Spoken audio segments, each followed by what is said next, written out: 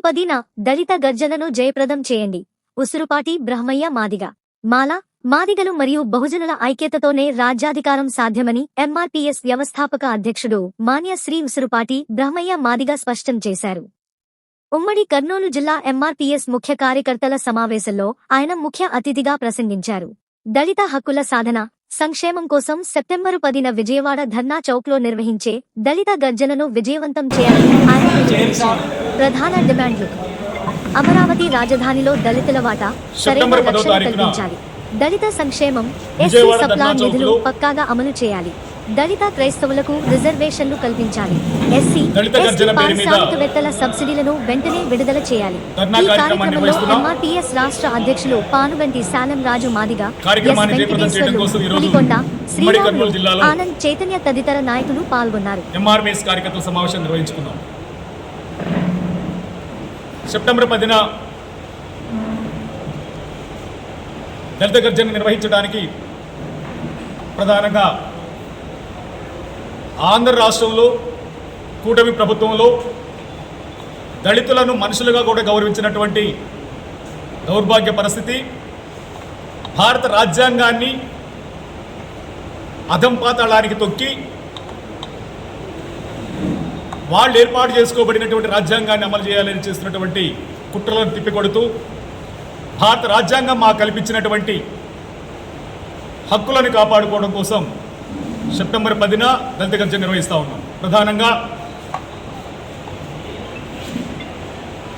రాష్ట్ర ప్రభుత్వం, కూటమి ప్రభుత్వం అధికారంలోకి రావడానికి సూపర్ 6 పథకాలని అమలు చేస్తామని హామీతో వచ్చింది.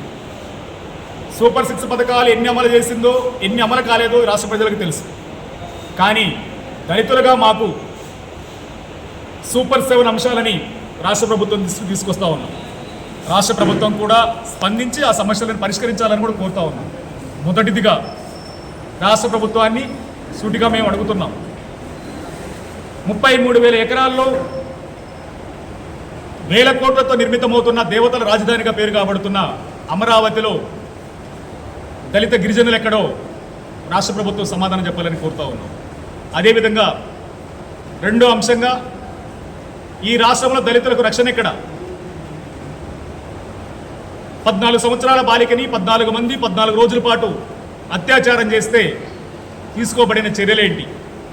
ఇదే కర్నూలు జిల్లాలో చిప్పగిరి లక్ష్మీనారాయణ, సంజీవరావు, టీఎం రమేష్, మనోహర్లను హత్య చేస్తే తీసుకోబడిన చర్యలేంటి? పక్కనే ఉండబడిన కడపలో 2 దళిత విద్యార్థులను, దళిత యువకులను హత్య చేస్తే తీసుకోబడిన చర్యలేంటి? అమరావతి కూతవేడు దూరంలో ఉండిన గుంటూరులో మహిళను నగ్నంగా వివస్త్రణ చేస్తే రాష్ట్ర ప్రభుత్వ చర్యలేంటి? విజయవాడ కేంద్రంగా బలవన్మరణానికి గురైనటువంటి పోలీసులు వేధింపులు తాళలేక బలవన్మరణానికి గురైనటువంటి క్రాంతి కుమార్, పోలీసుల వేధింపులు చనిపోయినటువంటి సాయకృష్ణులకు కుటుంబాలకు రక్షణేది.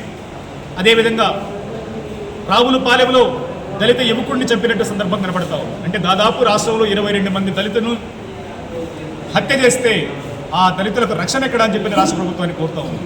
అదేవిధంగా దళిత సంక్షేమం ఎక్కడ? మూడో అంశంగా భారత రాజ్యాంగం మా కల్పించిన హక్కుల్లో దళిత సంక్షేమం. దళిత సంక్షేమానికి పెద్దపీట వేస్తామని చెప్పిన ప్రగల్భాలు పలికే ప్రభుత్వాలు. గత ప్రభుత్వం 3 కార్పొరేషన్లు చేసింది, 3 రూపాయలు నిధులు ఇవ్వలేదు మాదిగా, మాల, రెల్లి కార్పొరేషన్లకు. అదేవిధంగా ఈ ప్రభుత్వం కూడా ఆ కార్పొరేషన్ కొనసాగిస్తుంది, రూపాయి నిధులు లేవు. 3 రూపాయలు కాదు కదా, 30 పైసలు ఇచ్చిన సందర్భం, 3 పైసలు ఇచ్చిన సందర్భం కూడా లేకుండా పోయింది. దళిత సంక్షేమాన్ని గాలికి వదిలేసి మా జీవితాలతో ఆటలాడుకుంటున్నటువంటి ఈ రాష్ట్ర ప్రభుత్వాలు మాకు సమాధానం చెప్పాలని చెప్పి మేము కోరుతా ఉన్నాం. అదేవిధంగా మా సప్లా నిధులు ఎక్కడ? ఎస్ఎస్ సప్లా నిధులు ఎక్కడ? 2011 సంవత్సరంలో ఎస్ఎస్ సప్లానికి చట్టబద్ధత కల్పించారు సాక్షాత్ అసెంబ్లీలో. ఆనాటి నుంచి చూసుకుంటే నేటి వరకు, అంటే 2012 నుంచి ఇప్పటి వరకు చూసుకుంటే 15 సంవత్సరాలు మా ఎస్సీల జనాభా 15%. ప్రతి సంవత్సరం 2 లక్షల కోట్ల రూపాయల బడ్జెట్ అనుకుంటే 15% 30,000 కోట్లు. 6% మా ఎస్టీలు, 12,000 కోట్లు వాళ్ళకి. అంటే దాదాపు 42,000 కోట్లు మా ఎస్సీ ఎస్టీలకి సప్లా నిధులు రావాలి.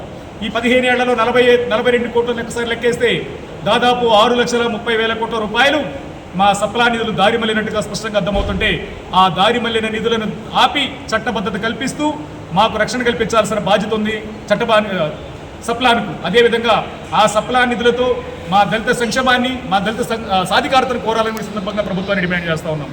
అదేవిధంగా రెండు రాష్ట్ర ప్రభుత్వాలు దళిత క్రైస్తవులకు రిజర్వేషన్లు కావాలని చెప్పి కల్పిస్తామని చెప్పి మాట్లాడిన సందర్భాన్ని మేము గుర్తు చేస్తూ ఉన్నాం.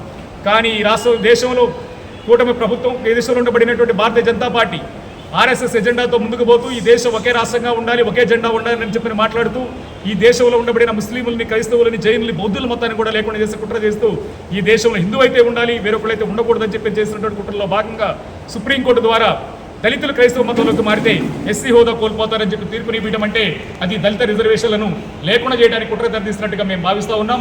కనుక ప్రభుత్వం తక్షణమే దళిత క్రైస్తవులకు రిజర్వేషన్లు కేటాయించాలని కోరుతా ఉన్నాం. అదేవిధంగా అసలు ఈ రాష్ట్రంలో రాజ్యాంగం అమలవుతుందా అని చెప్పి రాష్ట్ర ప్రభుత్వాన్ని మేము కోరుతా ఉన్నాం. దానికి కారణం ప్రభుత్వంలో అధికారంలో భాగస్వామైనటువంటి శాసనసభకు డిప్యూటీ స్పీకర్గా ఉండబడినటువంటి రఘురామకృష్ణరాజు ఈ రాష్ట్రంలో దళితులుగా ఉండబడిన, దళిత క్రైస్తవులుగా ఉండబడిన 25% ఓట్లు మాకు అవసరం లేదని చెప్పడంతో పాటు దళితులకు సంబంధించినటువంటి చర్చలను కూల్చివేయడం, దళిత సంబంధించిన చర్చలకు నోటీసులు ఇవ్వడం, ఒక మాటలో చెప్పాలంటే రాజ్యాంగాన్ని ఉల్లంఘిస్తూ ఆయన ముందుకు పోతా ఉన్నాడు. రాజ్యాంగబద్ధమైన పదవిలో ఉండబడినటువంటి రఘురామకృష్ణరాజు రాజ్యాంగాన్ని ఉల్లంఘిస్తుంటే చూస్తూ మౌనంగా ఉంటామని చూస్తుంటే చంద్రబాబు నాయుడు గారి మౌనం దేనికి అర్థమో సమాధానం చెప్పాలి. అదేవిధంగా ఎవరైతే పవన్ కళ్యాణ్ గారు ఎవరైతే ఉన్నారో ప్రశ్నిస్తానని చెప్పి పవన్ కళ్యాణ్ గారు మౌనం దేనికి అర్థమో సమాధానం చెప్పాల్సిందిగా మేము కోరుకుంటూ ఈ రాష్ట్రంలో మా ప్రధానంగా దళితుల అమరావతిలో మా భాగస్వామ్యం లేకుండా పోయింది, దళిత సంక్షేమం లేకుండా పోయింది, దళిత రక్షణ లేకుండా పోయింది, మా సప్లా నిధులు లేకుండా పోయినాయి, అదేవిధంగా దళిత క్రైస్తవులకు రిజర్వేషన్ లేకుండా పోయినాయి. భారత రాజ్యాంగమే అమలుకి నోసుకోకుండా భారత రాజ్యాంగం కూడా అమలుకి నోసుకొని దౌర్భాగ్య స్థితికి నెట్టివేయడంతో పాటు ఈ దేశంలో ఉండబడినటువంటి ఈ రాష్ట్రంలో అన్ని ప్రభుత్వాలు కూడా దళిత యువకులు అభివృద్ధి చెందాలని చెప్పి ఎస్ఎస్టీ పారిశ్రామికవేత్తలుగా ముందుకు రావాలని చెప్తున్న సందర్భం కనబడతా ఉంది. కానీ ఎస్ఎస్టీ పారిశ్రామికవేత్తలకి సబ్సిడీ విధులు మంజూరు చేయకుండా గత 5 సంవత్సరాలుగా వాళ్ళు అనేక ఇబ్బందులకు పడుతూ ఈఎంఐలు కట్టలేని దుర్పరిస్థితిలో మా దళిత పారిశ్రామికవేత్తలు ఉన్నారు. వాళ్ళు ఆత్మహత్య శరణమనే విధంగా ఈ రోజు ముందుకున్న సందర్భాన్ని గుర్తించిన మేము ఈ ప్రధానంగా రాష్ట్ర ప్రభుత్వం మీద ఏ సూపర్ 6 ఉన్నాయో లేవో మా తెలియదు, కానీ సూపర్ 7 అంశాలను రాష్ట్ర ప్రభుత్వం తీసుకెళ్తా ఉన్నాం. రాష్ట్ర ప్రభుత్వానికి చిత్తశుద్ధి ఉంటే దళిత సంక్షేమం పట్ల, భారత రాజ్యాంగం పట్ల, దళితుల అభివృద్ధి పట్ల ఏమాత్రం ఉన్నా కానీ ఈ అంశాలను తక్షణమే పరిష్కరించాలని మేము కోరుతూ రేపు సెప్టెంబర్ 10 జరిగేటువంటి దళిత గర్జన్ని, విజయవాడలో జరిగే దళిత గర్జన్ జయప్రదం చేయాల్సింది అందరినీ సవినంగా కోరుతా ఉన్నాం. ధన్యవాదాలు.